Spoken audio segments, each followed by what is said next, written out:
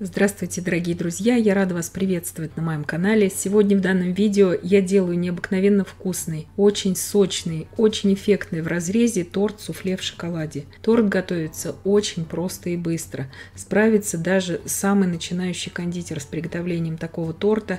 На вкус получается торт очень сбалансированный, сочный, пропитанный. Все покажу и расскажу в данном видео. И сначала мы приготовим шоколадный бисквит. 340 грамм муки. Добавляю туда 60 грамм какао-порошка и 15 грамм разрыхлителя. Все это я просто перемешиваю. Сухую смесь всегда готовим заранее. 6 яиц среднего размера. Обязательно щепотку соли добавляем. 16 грамм ванильного сахара. Взбиваем просто до состояния пены. И добавляю туда 280 грамм сахара.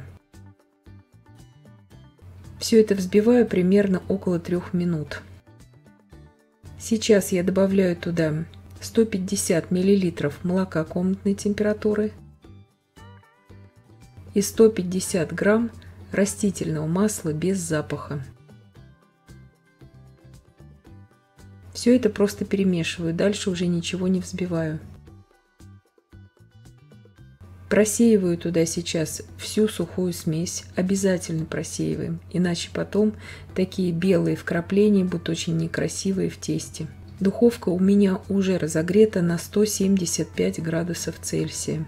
Перемешиваю просто миксером, ничего здесь не взбиваю, просто перемешиваю до однородности. Вливаю туда еще сейчас 100 мл крутого кипятка и сразу же все перемешиваю. Тесто достаточно такое жидковатое будет, но это нормально. Форма для выпечки у меня здесь 28 на 18 сантиметров. Я застелила ее пекарской бумагой. Выпекать буду на среднем уровне при температуре 175 градусов Цельсия в заранее разогретой духовке на режиме вверх-вниз без конвекции примерно 50-60 минут. Трудно сказать, это все будет зависеть от вашей именно духовки.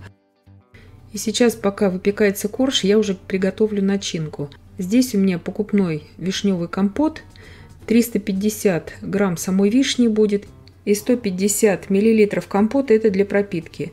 200 миллилитров сливок для взбивания я довела до кипения.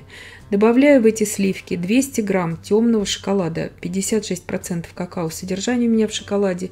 Обязательно темный шоколад берем, иначе будет вкус несбалансированный тогда у торта. Шоколад перемешиваю с горячими сливками, получается вот такая однородная масса. Оставляю сейчас остыть это все в холодильнике, уже в той миске, в которой я буду взбивать впоследствии крем, чтобы нам не использовать много лишней посуды.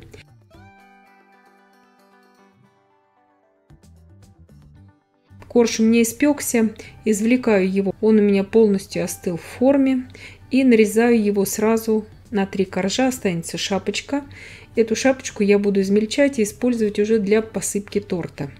Коржи получаются идеально ровными, у них очень красивая текстура у этих коржей, очень советую их готовить. Они очень нежные и очень влажные уже на вкус, но так как у нас торт будет такой мега воздушный, я эти коржи буду еще дополнительно пропитывать вот этим вишневым компотом.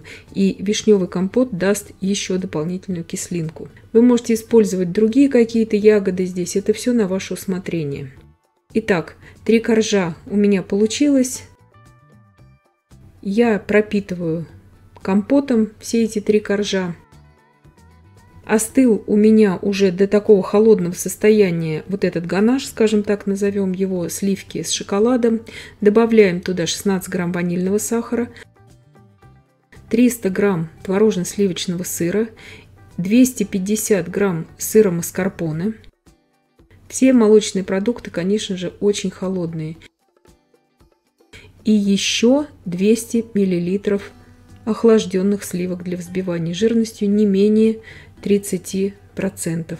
И добавляю туда по вкусу, это все будет зависеть от вашей массы, вы можете в процессе добавлять еще 2 столовые ложки сахарной пудры, чтобы вкус был сбалансированный у крема и потом впоследствии у начинки. Взбиваю крем до устойчивых пиков, крем будет очень красивый, глянцевый, шелковистый. Им также можно украшать и шапочки у капкейков этим кремом. Но на вкус он будет такой серьезный, этот крем, то есть он не будет приторный, со вкусом такого богатого темного шоколада. Этот крем, я бы сказала, будет. То есть, кто любит послаще, добавляйте тогда больше вот именно сахарной пудры. Но здесь у нас будут вот эти готовые суфле, уже они очень сладкие. И поэтому для баланса вкуса я не добавляю здесь просто больше сахара. Я покрыла небольшим слоем крема весь нижний корж, выложила всю вишню на этот крем. Вишни я беру много, ее здесь много не будет, но чтобы она полностью закрыла весь этот корж. Форма у меня для выпекания 28 на 18 сантиметров, в ней же я собираю. Очень часто спрашивают, какую брать круглую форму, 24 сантиметра в диаметре идеально подойдет. Тонким слоем крема покрываю буквально эту вишню, чтобы она была вровень с этим кремом. Даже, может быть, она немножко будет выглядывать из этого крема, но больше крема здесь брать не нужно. Иначе не хватит уже потом на последующие вот эти суфле. Выкладываю небольшую часть крема на этот корж. То есть здесь нужно следить за тем, чтобы крема расходовать именно с умом. Здесь я беру упаковку вот этого суфле. По-немецки они называются Schaumküsse. Переводится как пенные поцелуи. Известнейшие его марки это Dickmanns, Graboware, то есть очень разные производители. Тут внутри только взбитый белок с каким-то загустителем, от фирмы-производителя зависит. Такой десерт можно приготовить на канале, напишите в комментариях, если кого-то это заинтересует, тогда приготовим на канале этот десерт. 15 штук вот этих Schaumküsse я беру и срезаю с них вафельную основу. Вот эти суфлешки, они нежнейшие, просто они гораздо нежнее, чем зефир. По вкусу это ни в коем случае не маршмеллоу. Это готовится не из желатина взбитого, а именно из белка. И покрыто всегда шоколадным корпусом, будь то из белого шоколада, темного, молочного, либо же шоколада с орехами. Но нужен шоколадный корпус, иначе они держаться не будут. В разных странах продается везде этот десерт. Вообще считается, что как бы его родина это Дания. Флёдеболле называется он там, либо же крембо в Израиле называется. Также в разных странах он продается на маркетплейсах, этот десерт, в очень многих супермаркетах. У нас в Германии продается буквально в каждом магазине эти Schaumküsse. И поэтому я надеюсь, что не будет проблем их купить. В каждой стране есть какие-то свои аналоги. Покрыла все это кремом. И сразу же я, еще он не стоял у меня в холодильнике, извлекаю его из формы. И потом выравниваю этот тортик и уже накрываю последним коржом. Если кому-то этот крем покажется не очень бюджетным, вы можете пройти на моем канале в плейлист «Рецепты кремов». У меня там очень большой выбор кремов именно без сливок, сыров дорогостоящих, на масле, на заварной основе, тоже шоколадных. И я надеюсь, что выберете по своему вкусу и по своему бюджету. Сейчас я все это накрываю тем коржом, который был у нас дном при выпекании. Также обильно его пропитываю обязательно. Снимаю также остаточки вот этого суфле, которое осталось у нас на вафлях. Делаю это для того, чтобы сделать как бы такую грунтовку под бисквитную крошку, чтобы она у нас просто, эта бисквитная крошка, не падала с коржа потом в последующем. И вкуснее будет так, кусочки шоколада там. Сейчас я убрала это буквально на час в холодильник.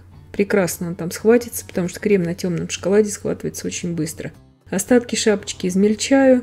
Вся шапочка мне здесь не понадобилась. Я, как правило, их замораживаю, эти шапочки, потом использую для кейк-попсов. Крошкой покрываю весь торт. После этого уберу его еще на полчаса примерно в холодильник, и уже можно будет торт нарезать. Напишите мне в комментариях, если вас заинтересовал рецепт именно самого суфле, его можно приготовить. Так же, как мы готовим зефир. Немножко там, конечно, другая технология. Сразу отвечу на вопрос в комментариях. Вы можете использовать любого производителя вот это суфле. Вот сейчас я специально не брала здесь не какие-то известные фирмы, а именно просто обычную фирму из супермаркета. Прекрасно также нарезаются эти суфле, и также прекрасно они выглядят в разрезе. Сразу говорю, что это не зефир, это гораздо нежнее, чем зефир. Вот этот вкус нежного сладкого суфле очень хорошо оттеняется вкусом именно крема на темном шоколаде. Очень советую именно так делать. Вишня очень балансирует именно приторность, то есть этот торт получается ни в коем случае не приторный благодаря вишне. Также можете и малину, естественно, здесь использовать, то есть любые кислые ягоды и фрукты. Этот торт прекрасно нарезается на порционные нарезные пирожные, не деформируется при этом. И я надеюсь, что видео было полезным и познавательным. Подписывайтесь на мой канал, ставьте лайки, пишите комментарии. Я всем желаю больших успехов и до встречи в новых видео.